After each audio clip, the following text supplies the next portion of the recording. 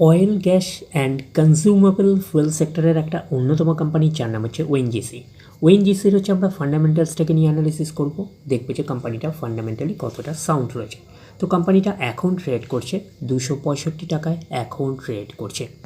আমরা যদি চলে যাই কোম্পানিটার মার্কেট ক্যাপিটালাইজ, কোম্পানিটার মার্কেট ক্যাপিটালাইজ কত রয়েছে, অ্যাপ্রক্স বলতে পারেন 3,33,000 কোটি টাকার রেঞ্জের মার্কেট ক্যাপিটালাইজ।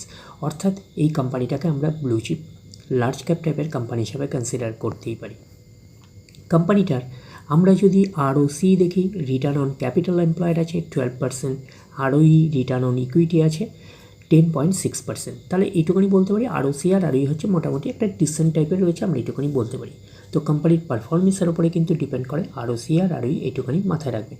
আগামী দিনে যদি কোম্পানি আরও ভালো পারফরমেন্স করে, আরও গ্রোথ দেখাতে শুরু করে, তাহলে আরওসি আর আরওই হচ্ছে আরও ইমপ্রুভ করবে। এইবারে আমরা চলে আসছি কোম্পানিটার ব্যালেন্স শিট পার্টে। আমরা চলে আসলাম কোম্পানিটার হচ্ছে ব্যালেন্স শিটে। তো ব্যালেন্স শিট পার্টের হচ্ছে আমরা ফার্স্ট পার্টে আমরা চলে যাচ্ছি, যেটা হচ্ছে রিজার্ভ অ্যান্ড সারপ্লাসে। দেখবো রিজার্ভ অ্যান্ড সারপ্লাসের অবস্থান কীরকম রয়েছে। তো চলে আসলাম রিজার্ভ অ্যান্ড সারপ্লাসে।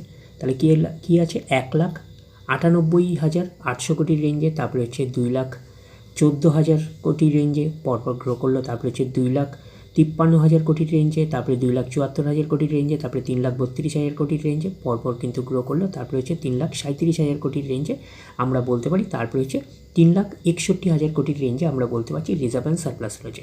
তো রিজার্ভ অ্যান্ড সারপ্লাসের মধ্যে আমরা কী পাচ্ছি, কনসিস্টেন্সিও পাচ্ছি, প্লাস কিন্তু গ্রোথ পাচ্ছি। এটা কিন্তু কোম্পানির ক্ষেত্রে কিন্তু একটা পজিটিভ সাইন। এটা থেকে একটা আমরা ওভারভিউ পেতে পারি যে নেট প্রফিটের মধ্যেও কনসিস্টেন্সি প্লাস গ্রোথ থাকার পসিবিলিটিস অনেক অংশে রয়েছে। তার কারণটা কি, নেট প্রফিটের কিছু অংশ রিজার্ভ অ্যান্ড সারপ্লাসে ট্রান্সফার হয়।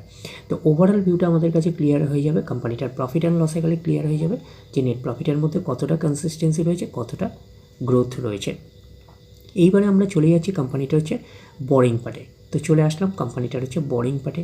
তো বোরিং পার্টে কী আছে, 72,900 কোটির রেঞ্জে, তারপরে সেটা বেড়ে 79,100 কোটির রেঞ্জে, তারপরে 88,000 কোটির রেঞ্জে, তারপরে 98,300 কোটির রেঞ্জে, তারপরে আবার কমে গিয়ে হলো 96,000 কোটির রেঞ্জে, তারপরে কিন্তু আবার বেড়ে 98,400 কোটির রেঞ্জে, তারপরে আবার কমে হচ্ছে 92,400 কোটির রেঞ্জে লং টার্ম বোরিং রয়েছে। তো লং টার্ম বোরিং মোটামুটি অনেকটাই রয়েছে, আমরা এইটুকুনি বলতে পারি। তো লং টার্ম বোরিং থাকা মানে কোম্পানির এক্সট্রা বার্ডেন থাকে ইন্টারেস্ট পে করার ব্যাপারে। কোম্পানি যদি লং টার্ম বোরিংকে সঠিকভাবে ইউটিলাইজ করে যদি নেট প্রফিটের মার্জিনটা বাড়াতে পারে, তাহলে লং টার্ম বোরিং ঠিকঠাক আছে, আমরা এইটুকুনি কনসিডার করতেই পারি। তো সেটা আমাদের কাছে ক্লিয়ার হয়ে যাবে, কোম্পানিটার প্রফিট অ্যান্ড লসে গেলে ক্লিয়ার হয়ে যাবে যে নেট প্রফিটের মার্জিনটা বাড়ছে কি না। এইবারে আমরা চলে আসলাম কোম্পানিটার হচ্ছে শর্ট টার্ম বোরিং। তাই শর্ট টার্ম বোরিং কী আছে, 31,500 কোটির রেঞ্জে, 39,800 কোটির রেঞ্জে, 19,700 কোটির রেঞ্জে, 30,800 কোটির রেঞ্জে, 60,700 কোটির রেঞ্জে, 55,000 কোটির রেঞ্জে, 51,300 কোটির রেঞ্জে শর্ট টার্ম বোরিং রয়েছে। তো শর্ট টার্ম বোরিং থাকা মানে এইটুখানে আমরা বলতে পারি শর্ট টার্ম বোরিং হচ্ছে ফ্ল্যাকচুয়েটিং ম্যানারে থাকে, প্রতি বছর আপস অ্যান্ড ডাউন্স করে। তো আমরা শর্ট টার্ম বোরিংয়ের থেকে বেশি যেটা গুরুত্ব দিই সেটা লং টার্ম বোরিংকে। লং টার্ম বোরিং হচ্ছে 92,400 কোটির রেঞ্জে আমরা বলতে পারি। এইবারে আমরা চলে যাচ্ছি কোম্পানিটার হচ্ছে ক্যাশ অ্যান্ড ক্যাশ ইকুইভ্যালেন্টে, দেখব যে ক্যাশ অ্যান্ড ক্যাশ ইকুইভ্যালেন্টের অবস্থান কীরকম রয়েছে।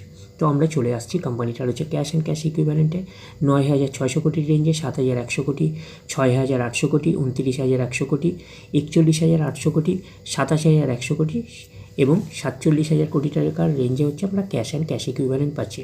তো কোম্পানিটা লার্জ ক্যাপ টাইপের কোম্পানি হিসাবে ক্যাশটা ঠিকঠাকই আছে, এইটুকুনি বলতে পারি 47,000 কোটির রেঞ্জে।